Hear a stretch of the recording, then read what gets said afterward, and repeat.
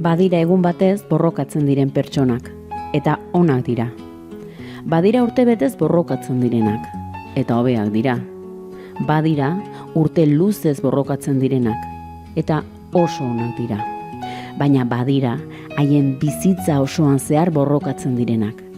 Horiek dira ezinbestekoak. Izarren hautsa egun batean. Kaixo entzule, ongi etorria Radio Venceremos podcastera.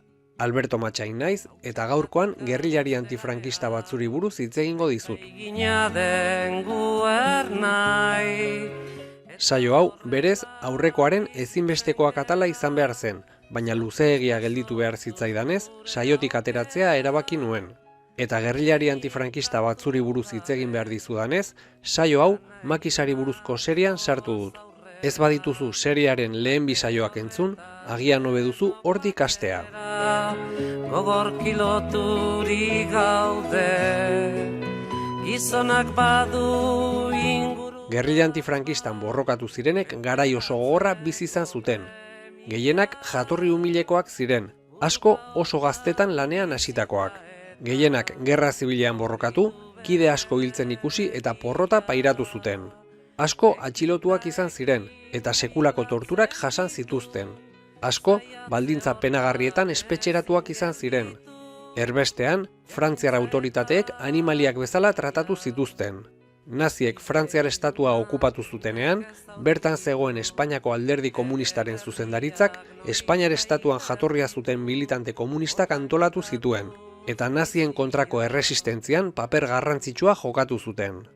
Frantziaren liberazioaren ostean, Arango Arana inbaditzen saiatu ziren eta operazioak porrot egin zuenean, ehunka talde txikitan Espainiar estatuan infiltratu ziren eta frankismoaren kontra borrokatu ziren. Gerrilla antifrankistak zanpatuak izan zirenean, bizirautea lortu zuten gutxiek erbesterako bidea hartu zuten. Asko izan ziren, pelikula bat egiteko moduko bizitza izan zuten militante eta gerrillariak. Bizitza ikaragarri gogorrak, eta kostatu zait selekzio bat egitea. Kanpoan gelditu dira Jesus Monzón eta Carmen de Pedro, Espainiako alderdi komunista, Espainiar eta Frantziar estatuetan berrantolatu zutenak. Gerora, alderdiak era bidegabean depuratu zituenak. Kanpoan gelditu da ere Florenci Pla, la pastora bezala ezagutzen zena, gizona zela ezkutatzen zuen emakume gerrillaria. Edo adibidez, Juanin eta Bedoya kantabriarrak, Bila Capdevila, Kiko Sabate eta Facerias anarkista katalanak, eta Gaioso eta Seoane galiziarrak, denak Frankoren indarrek exekutatuak. Gaurkoan, zenbait militanteren bizitzen bitartez, garai hartako Espainiako alderdi komunistaren eta gerrilla antifrankistaren genealogia oso labur bat marraztuko dut, eta jarraian, saio honi izenburua ematen dioten hiru gerrillariak aurkeztuko dizkizut. Zerreta, bideon bat aukeratzen. Aurora Picornel Mallorcako militante iraultzaile bat zen.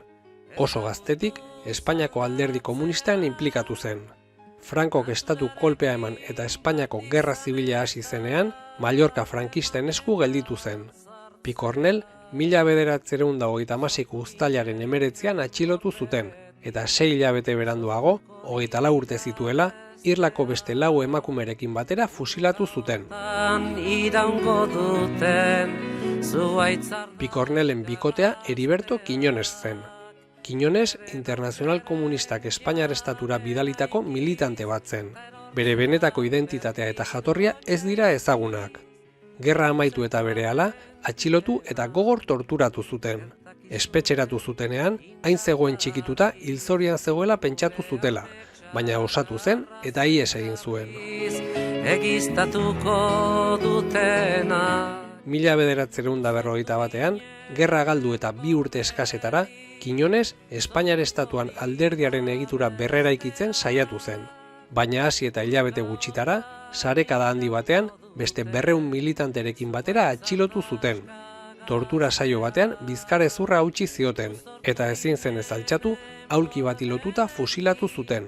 Sortuko dira bestea. Sarekadaaren ostean, Espainiako alderdi komunistak 2 urte eman zituen egiturarik gabe. Jesus Monzón iruindarra izan zen egitura berrosatu zuena. Monzonek eta bere taldeak Frantziar estatuan zeuden alderdiko kideak antolatu zituen, eta naziek Frantzia inbaditu zutenean, erresistentzia armatuan parte hartuko zuen makis espainiarra antolatu zuten. Armada alemaniarra erretiratu eta aste gutxitara, Monzonek Arango bailararen inbasioa antolatu zuen, baina Frankoren indarrek erasoari erraz eutsi zioten.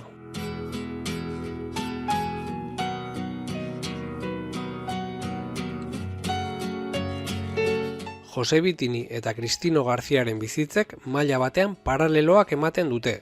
Biak asturiarrak, biak 1913an jaioak, biek gerran parte hartu zuten, biek Frantzian kontzentrazio esparruen miseria ezagutu zuten, eta biek nazien kontrako erresistentzian parte hartze garrantzitsua izan zuten, teniente koronel izatera iritsiz. Bitinik zenbait departamentu eta hiriren askapena lideratu zuen, eta Pariseko liberazioan parte hartu zuen.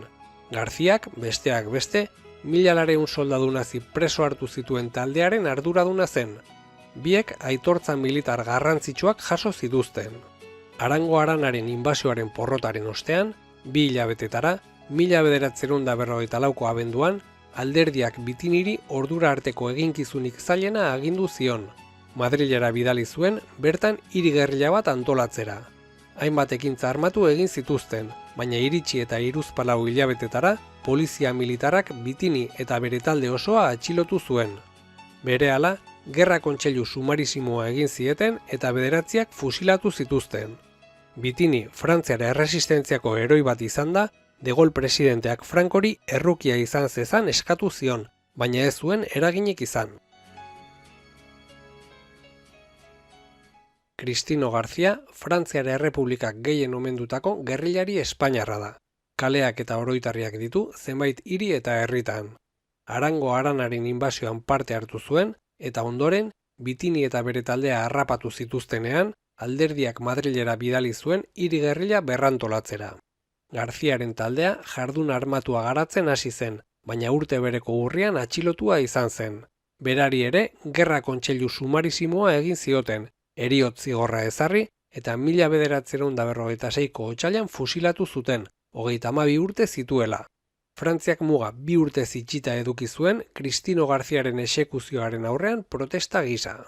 Jose Bitinik eta Cristino Garziak ongi erakusten dute gerrilla antifrankistak aurrean zuen erronkaren zailtasuna. Biak lider gerrillari apartak ziren, gerra zibilean eta nazien okupazioaren kontrako borrokan zaildutakoak, eta biek hilabete gutxi batzuk iraun zuten Frankoren erregimen itogarrian.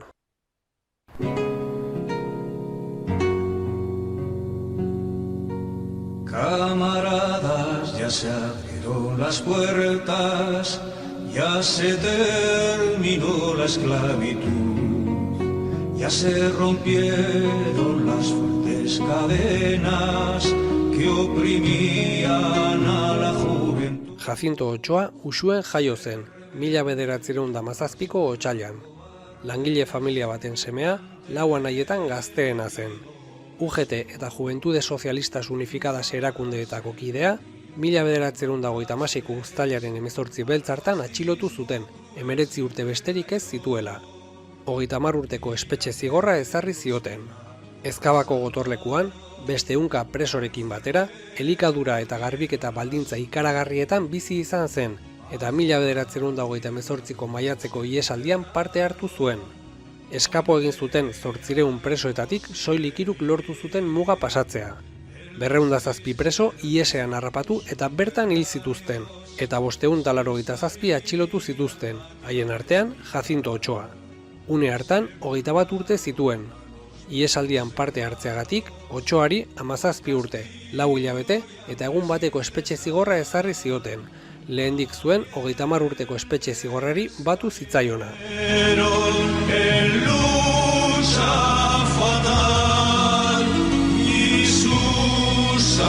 Gerra irabazi ostean, diktadura jaio berriak arazo bat zuen.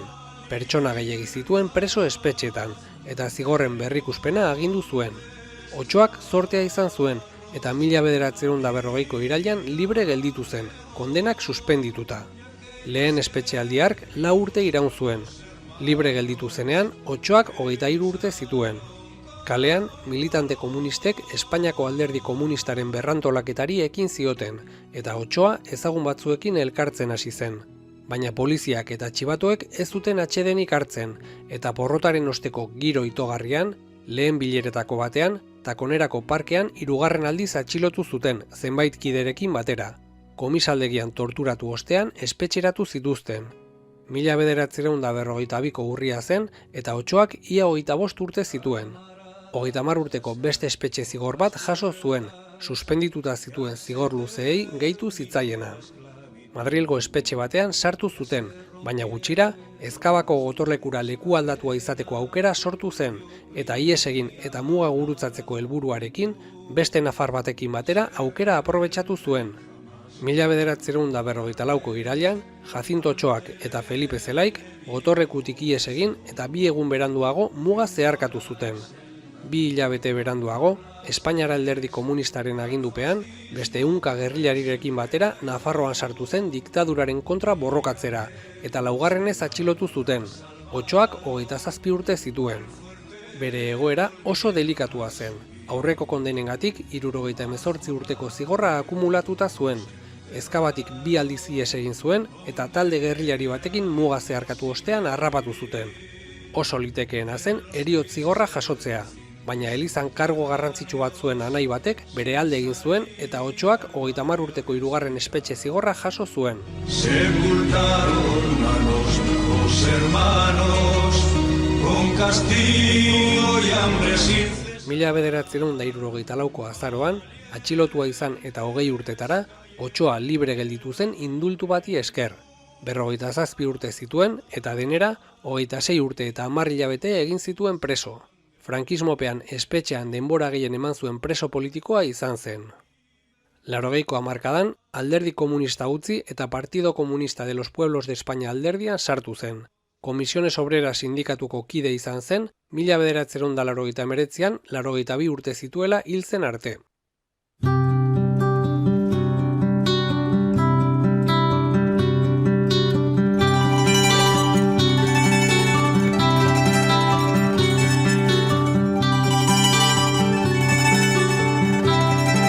Victorio Bikuña Orian jaio zen, 1913an, langile familia batean. 9 anai arreba ziren. 14 urterekin, bere adinkide askorekin batera, eskola utzi eta Brunet lantegian lanean hasi zen. Astean 60 orduko lanaldia eginez soldata eskas baten truke. Giro hartan, beste lankide batzuekin sindikatu bat sortzen lagundu zuen, UGT eta PSOEren arduradunen laguntzarekin. Denborarekin, komunismoaren alde egin zuen. 1930an, 16 urte zituela, Primo de Riveraren diktadura erori zen, eta 1931an monarkiaren txanda izan zen, errepublikaren aldarrikapenarekin. 21 urte zituela, 1934ko urriko insurrekzio armatuan parte hartu zuen. Matxinadaren porrotak 3.000 exekuzio, 7.000 zauritu eta 30.000 preso utzi zituen, eta Bikuña ere preso sartu zuten, baldintza gogorretan. 3 gerra kontseilu zituen aurretik, baina espetxean urte erdi zeramala, abokatuak baldintzapeko askatasuna lortu eta Bikuña mugaz bestaldera pasa zen. 1936ko otsailean bueltatu zen, hauteskunde kanpaina betean. Fronte Popularrak irabazi zituen hauteskunde haiek eta berehala amnistia bat agindu zuen. Egun gutxitan, presoak askatu eta erbesteratuak bueltatu ahal izan ziren.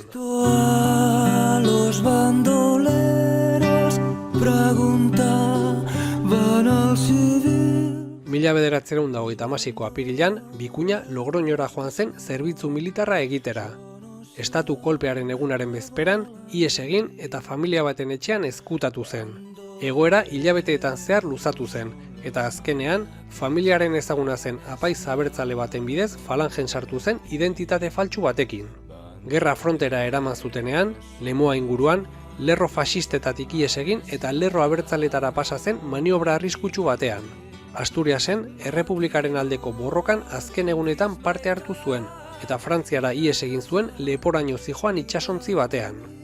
Frantziar poliziak Kataluniara eraman zuen eta bertan gerran parte hartzen jarraitu zuen. Indar frankistek Bartzelona okupatu zutenean, 1939ko urtarrila amaieran, Bikuñako 26 urte zituela, 100.000 pertsonarekin Frantziarako exodoan parte hartu zuen. Mugaren bestaldean, Frantziar autoritateek errefuxiatuak animaliak bezala tratatu eta kontzentrazio esparruetan sartu zituzten. Bikuñak kontzentrazio esparru haietako miseria gorria bizi izan zuen. Gutxira, alderdi komunistak antolatuta, nazien kontrako borrokan parte hartu zuen eta Pirineoetako zenbait departamenturen askapenean lagundu zuen. Erresistentziaren baitan teniente koronela izatera iritsi zen, eta frantsesek beste aitortza batzuen artean erresistentziaren domina jarri zioten, nazien kontra egin zuen ekarpen militarrarengatik. Y el volguesin pobreta guardia civil. Frantzia nazien atzaparretatik askatuta, Espainiar makisak Arango bailara inbaditu zuen. Bikuñak saiakeraren antolaketan parte hartu zuen, eta 2 hilabete beranduago Madrilera joan zen Espainiako alderdi komunistaren arduradunarekin hitz egitera. Honek Bizkaia, Gipuzkoa eta Santanderren gerrilla bat antolatzeko agindua eman zion. Baina erorketa eta talka ugariren ostean, poliziaren jazarpenak Bizkaian eta Gipuzkoan egonkortzea ezinezkoa egin zuen, eta 1945ko udan, 32 urte zituela, Bikuña eta gerrilari gutxi batzuk Picos de Europan zeuden iheslariekin bat egitea erabaki zuten. Bertako makisarekin borrokatu ostean, Bilbora bueltatu eta bertan egonkortu zen taldearekin ekintza armatu batzutan parte hartu zuen. Madrilen ere 2 erasotan parte hartu zuen eta alderdiak Ciudad Realera bidali zuen bertan zeuden gerrilla ezberdinak batu zitzan. 1947ko greba orokorrak Bilbon izkutatuta harrapatu zuen. Ordurako, Bizkaia eta Santanderreko talde armatuak ia desagertuta zeuden. Alderdiak makisaren disoluzioa erabaki zuenean, Bikuña muga pasa eta frankismoaren biktimen laguntzarako nazioarteko komitean inplikatu zen, Espainiar estatutik zetozen errefuxiatuei harrera eginez. Julian Grimauren aldeko elkartasun kanpaina antolatzen aritu zen, baita Burgosko prozesuan epaituak izan zirenen aldekoa ere.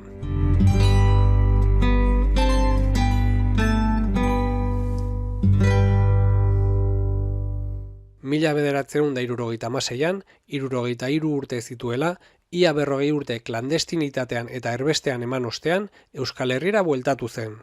Euskadiko Alderdi Komunistako Komite Zentraleko kidea zen, eta urnietan zinegotzia hautatua izan zen. Hurrengo urteetan, Gipuzkoako jubilatu eta pentsiodunen elkartean inplikatu zen, eta 1985ean, 82 urte zituela, Combates por la Libertad liburua argitaratu zuen.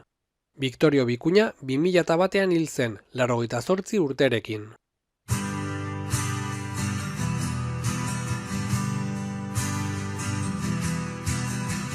Suela de alpargata que no se rendirá ni por aguas heladas. Gerrilan zegoenean, Victorio Bikuñak kide bat exekutatzeko agindua jaso zuen. Galderarik eta atzerapenik gabe bete beharreko agindua zen. Baina Bikuñak uko egin zion, ongi ezagutzen baitzuen hiltzeko agindu zuten kidea. Mateo Obra Guadalajararra 1921ean jaio zen. Gerra baino lehen, bera ere Juventudes Socialistas Unificadas erakundeko kidea izan zen. 16 urte oraindik bete gabe zituela, Gerra Zibilean Armada Errepublikarrean voluntarioa aurkeztu eta faxismoaren kontra gerra egin zuen. Erbestean, Frantzian, lehen unetik nazien kontrako erresistentzian parte hartu zuen eta Bikuñaren arabera gerrilla arduradun nabarmenetariko bat bilakatu zen, Ariesko eta Pirineo garaietako brigada buru izan zelarik.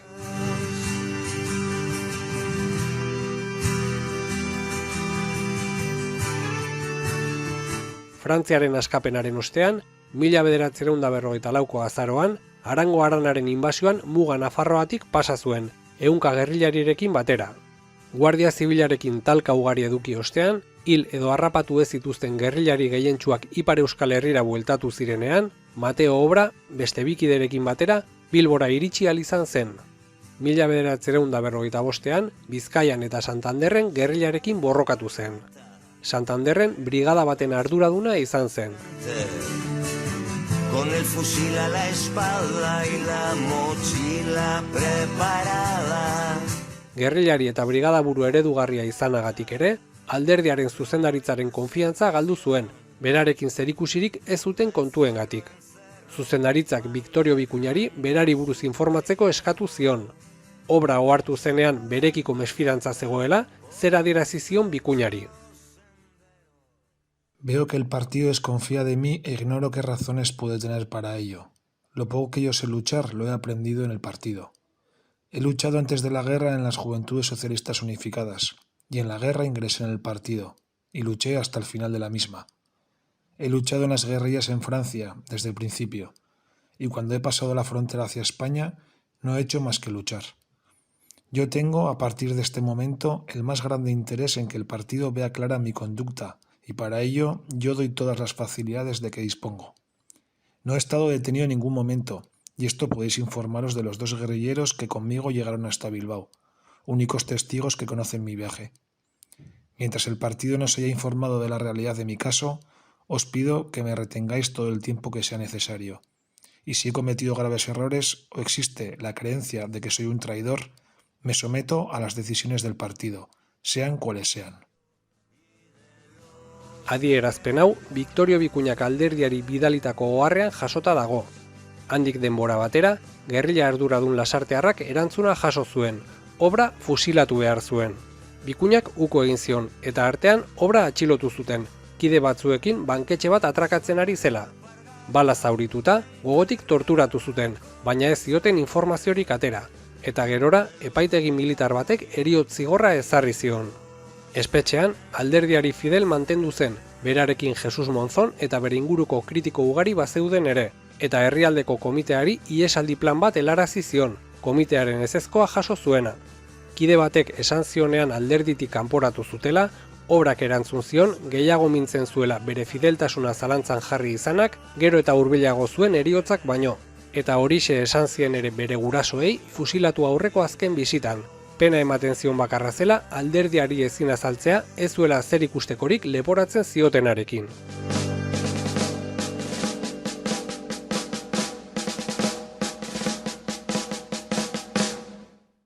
Mateo Obra, 1959ko ekainan Larrinagako espetxean fusilatu zuten, Saturnino López kidearekin batera, eta Derioko hilerrian lurperatu zuten.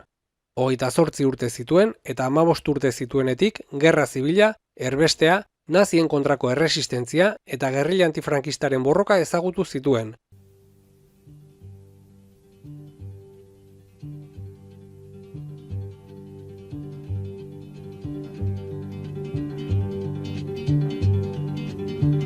When they poured across the border, I was cautioned to surrender.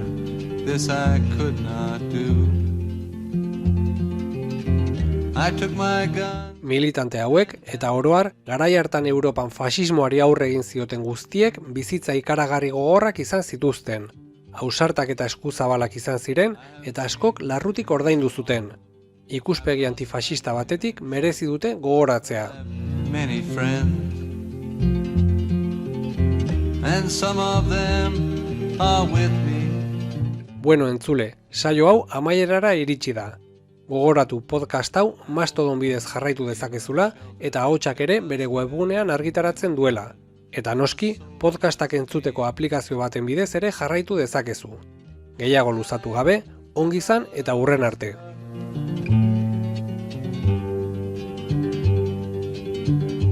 There were 3 of us this morning. I'm the only one this evening, but I must go on. The frontiers are my prison.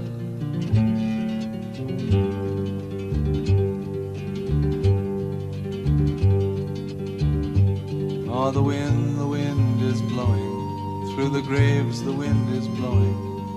Freedom soon will come. Then we'll come from shadow.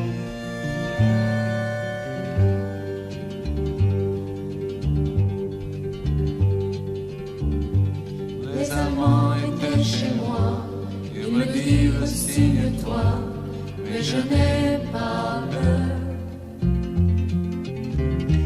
J'ai repris mon âme.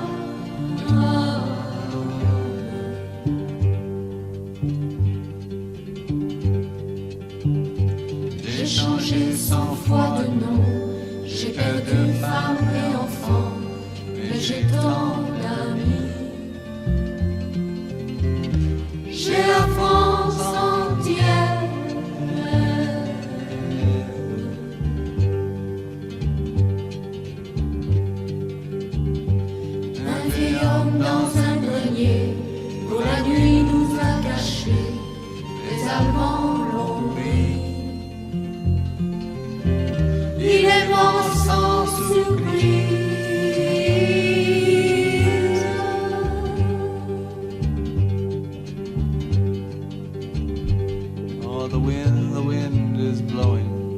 the graves the wind is blowing, freedom soon will come.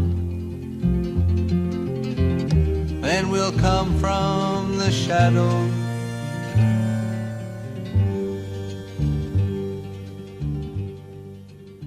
Radio Venceremos, rompiendo cercos.